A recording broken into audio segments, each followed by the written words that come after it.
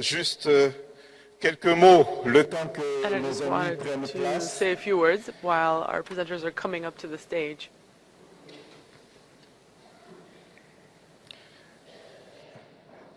Toowoomba, c'est une ville Toowoomba dans le is Queensland en Australie. a town in Australia, in Personnellement, je faisais Queensland. partie de la délégation des ambassadeurs Personally, I was qui part était of a delegation of invitée ambassadors, pour visiter cette which was invited ville to de visit Toowoomba en Toowoomba. 2017, en mars This 2017. took place in March Nous étions 9 2017. ambassadeurs et l'accueil We qui were nous a a group été of ambassadors. réservé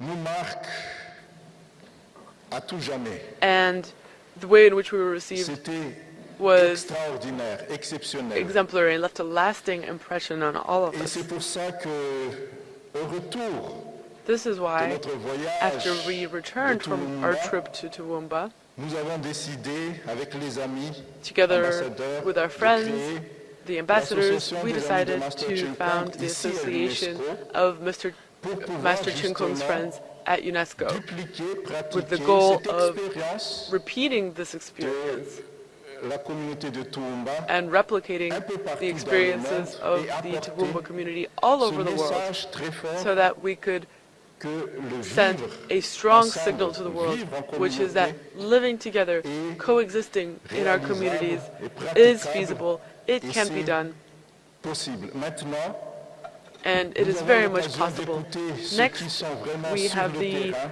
opportunity to listen to those who are truly doing work on the ground and who will share et je vous their passe experiences with us. la parole. You have Merci the floor. beaucoup. Thank you very much.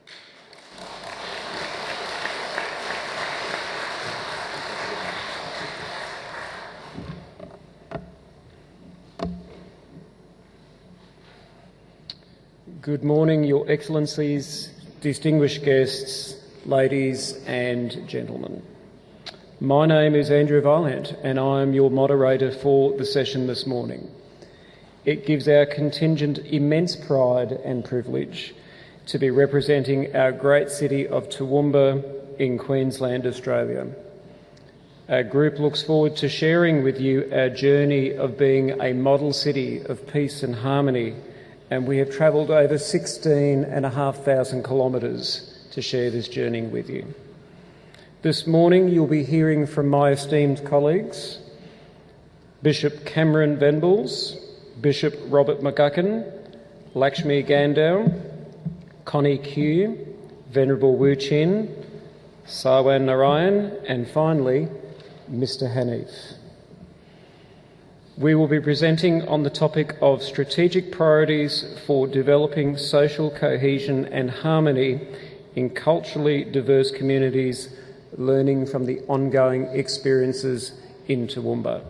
And I'd now like to call upon Cameron.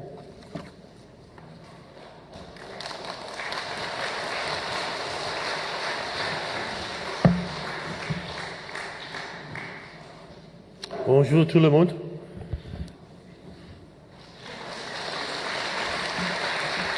Hamitofo. Honourable Ambassadors, conference participants, ladies and gentlemen, it's good to be together with you here in a time when many in our world would rather we stand apart. For we live in a time when political and religious difference in many countries is used to polarise thinking, diminish those perceived to be other, and justify many forms of violence. A time when foreign policy is often delivered by tweet, the value of dialogue is discounted, and fake news is affirmed as truth. It's good to be together in Paris this week, to listen and learn from each other. For though we speak different languages and come from different contexts, we recognise in each other a shared humanity. In our diversity, there are already life-giving synergies and collaborations, and at this conference there is the potential to discover and enable more. Further, I think in our diversity there is a much greater resource to better manage the major global issues of our time. Of these, I particularly affirm the increasing impacts of climate change, and the unprecedented numbers of people who now live as refugees. Our delegation comes from the large continent and country called Australia, and I wonder what images come to your mind when you think about the country we call home. Those images probably include beautiful beaches, rainforests and deserts, kangaroos, koalas and crocodiles, mining, agriculture and tourism, people surfing great waves in the ocean, playing rugby in the World Cup, even as we speak, and riding horses in the outback. But in reality, these are just aspects of a greater whole. Our environments, flora, fauna and peoples are much more complex and diverse than these few I've just mentioned. 31 years ago, as Australia celebrated 200 years of European settlement, a census was taken. And this census identified that Australia was the culturally most diverse country in the world, the second most culturally diverse country in the world after Israel. Of course, since that time, through migration and refugee settlement, we have become more culturally and linguistically diverse, and we are immeasurably richer because of it. So Australians still say g'day, but we also offer welcome now in many other languages. In the year before the 1988 census, an Australian composer called Bruce Woodley wrote a song that in some ways has become one of the unofficial anthems of Australia. The lyrics of the refrain affirm, "We are one, but we are many, and from all the lands on earth we come. We'll share a dream and sing with one voice, I am, you are, we are Australian." So in small gatherings and large music festivals, in schools and at sporting events, we sing these words. We are one, but we are many, and from all the lands on earth we come. We'll share a dream and sing with one voice, I am, you are, we are Australian.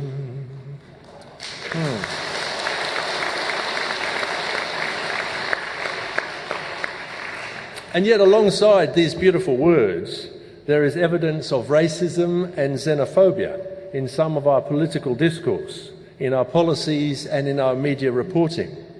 So in many ways, this is an aspirational song, a dream we are still discovering and a society we continue to create.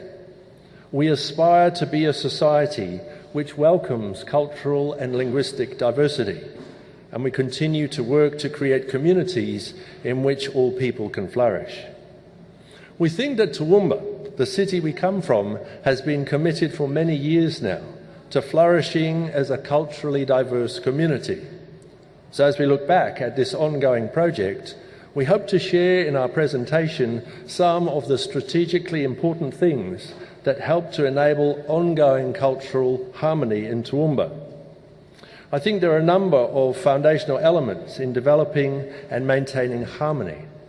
And the first of these is a clearly articulated vision. This does not involve the minutiae of how things operate, but it states very clearly the belief that harmony is possible, that somehow in our diversity we are better together. We do not pretend that this is an easy vision for people to accept, but we do believe it is extraordinarily life-giving. Among the many challenges, it suggests that we learn from and respect each other, and that each person has something of value to bring to the life of our community.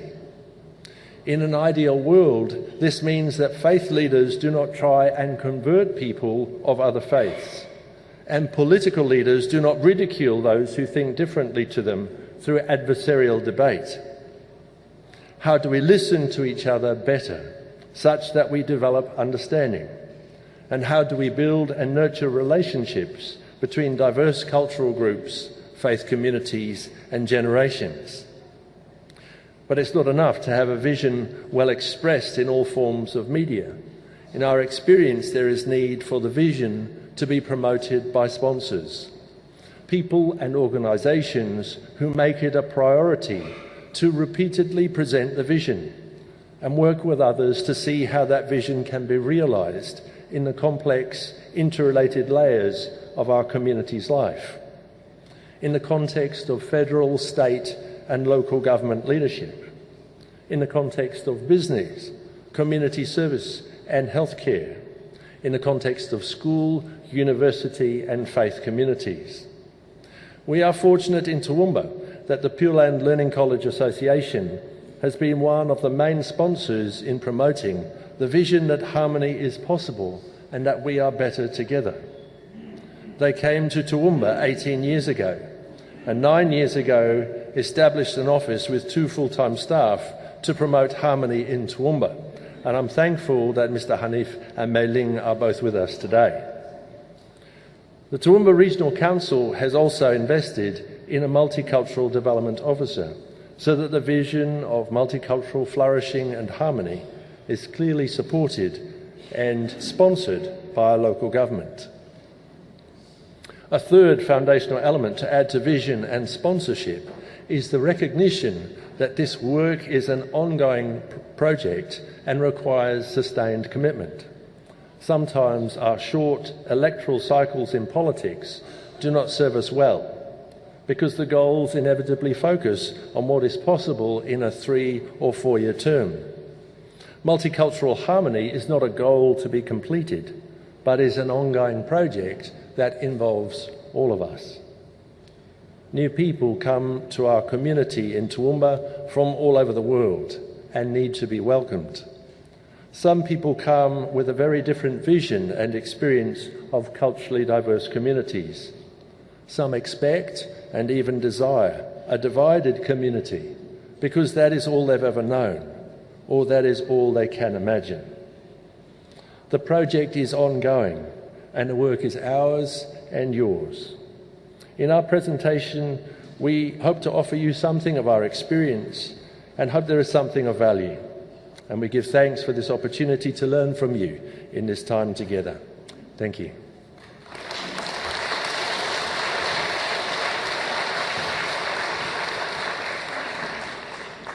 Thank you very much, Cameron. And I promise I won't sing because Cameron can sing a lot better than I can. Please give Cameron another round of applause.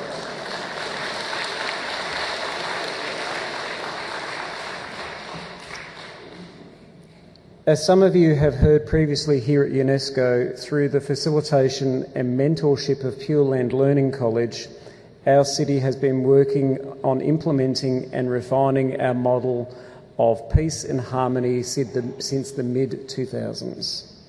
Part of that implementation has been the establishment of the Goodwill Committee in 2012, of which I'm a member.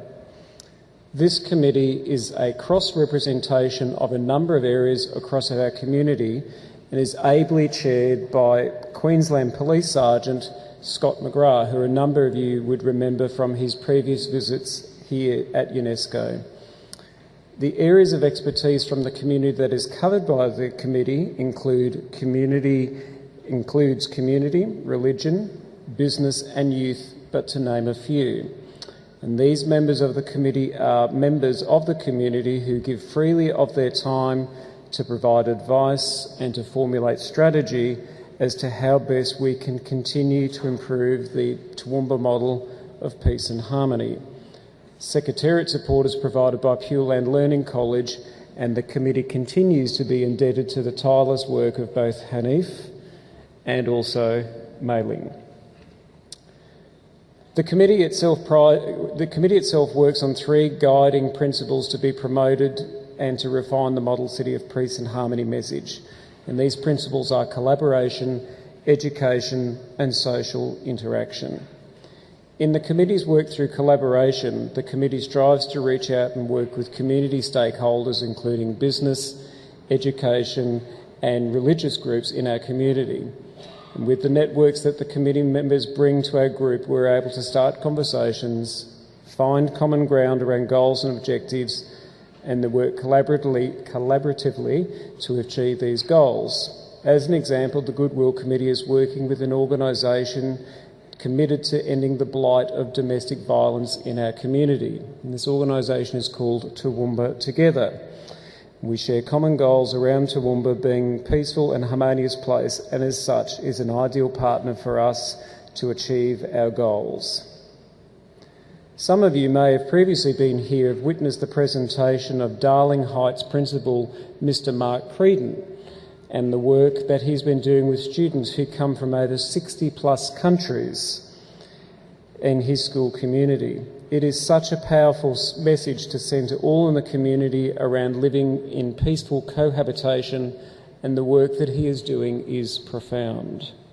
So much so that when a number of UNESCO ambassadors visited Toowoomba in 2017, their feedback after seeing the work at Darling Heights was, "You are doing exactly what we are talking about in Paris." As we all know and have heard from previous conferences here at UNESCO, education is a core principle of building peaceful and harmonious communities, and that is why the Goodwill Committee places so much emphasis on working with primary, secondary and tertiary educations to achieve this goal. The Goodwill Committee, in concert with Pure Land Learning College, has also made a priority of working actively towards social integration, in particular engagement with community stakeholders in religious and community groups. Aside from the strong engagement referenced earlier in my message around collaboration, the Goodwill Committee has also made a point to actively seek out and works with groups representing a broad cross-section of the community from both a social and also economic perspective. The Goodwill Committee is also engaged with other activities including stalls at local events, facilitating women's forum events, hosting Goodwill community tea gatherings regularly through the city, and presenting community dialogue and development workshops. With these examples given, the Goodwill Committee has contributed to a number of successes in our community. But it is also important to recognise that there are a number of challenges that still lay not only before us as a committee, but indeed the whole community. As an example of the work the Goodwill Committee has done in conjunction with other community groups is White Ribbon Day. This is a day in which the community, in particular men, come together at a morning breakfast at a local Toowoomba park. At this breakfast, the Mayor, along with other community leaders, pledged never to perpetrate acts of violence towards women. One of the images in my presentation is a recent White Ribbon Day where over 1,000 men collectively formed a ribbon symbol and undertook the White Ribbon Pledge, thereby sending the message that domestic violence is never acceptable now or ever.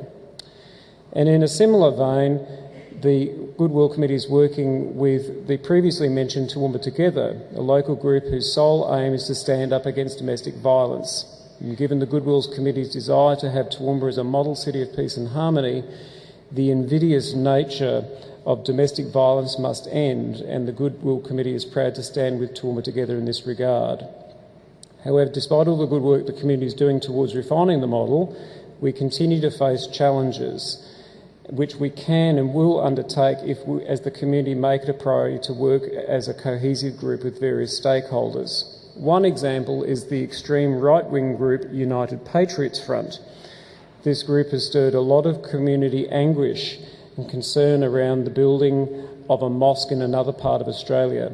Focusing on the community concern around a very small number of radical elements in the community, the UFP tried to establish a presence in Toowoomba a few years ago to replicate its previous actions in another city. Fortunately, however, this has not been successful given the efforts of the local police working with the media and other community groups like the Goodwill Committee to ensure messages of hate are given little credence in the media or the community. And due to the lack of public interest, the UFP has failed to gain traction in our community and indeed has left our town. Another area of concern was past burning down of a mosque in Toowoomba. And whilst no one has ever been charged or prosecuted for this vile act, it has not stopped the local Islamic community from drawing up plans for a larger mosque to replace the destroyed place of worship. In consultation with local government, the new mosque is now open, bigger and better than previously. And the act of destruction has not only brought the local Islamic community together, but indeed the broader community indeed. So as you've heard, that whilst our city has achieved a lot in moving towards being a model city of peace and harmony, it has not just happened. It is through good luck or fortune, rather it has been a diverse range of community members working with Pure Land Learning College who has acted like glue, bringing this diverse group together to achieve great things not only for our city but indeed our country. By engaging and bringing along community stakeholders on our journey, we are proud of the good work and the community benefits it brings. Thank you for allowing me to briefly share the work of the Goodwill Committee in Toowoomba and working towards a model city of peace and harmony. Well, I'm sure, ladies and gentlemen, you'd agree that the future of Toowoomba is very strong with the likes of Lakshmi and Connie. Please join me in congratulating them on their speech.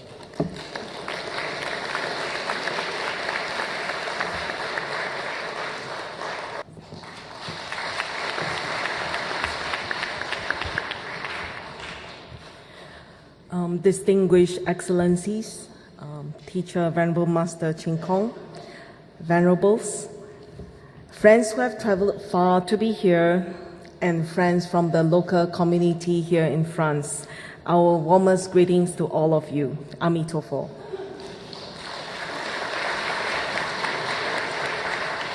This morning, I'd like to share this topic, the priority of identifying common ground, the Charter for Compassion. People of different nationalities migrate from their home countries and choose to live in a multicultural environment today due to various factors such as political stability, better job opportunities, climate change, safety, and peace.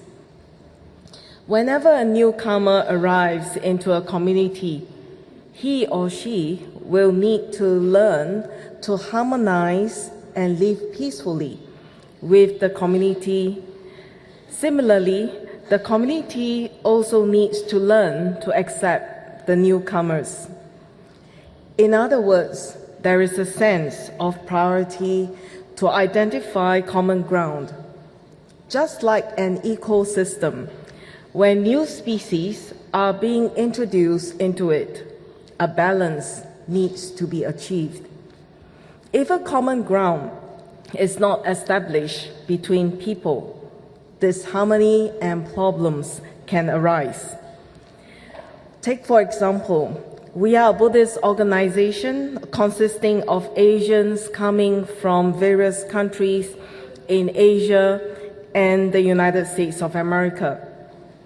The president of our organization is Venerable Master Chin Kong. Our organization is Pure Land Learning College Association, and we are based in the Toowoomba city of Queensland, Australia since 2001. When we first arrived, we are a minority race in the Toowoomba city. Majority consists mainly of Anglo-Saxons Australians following Christian beliefs.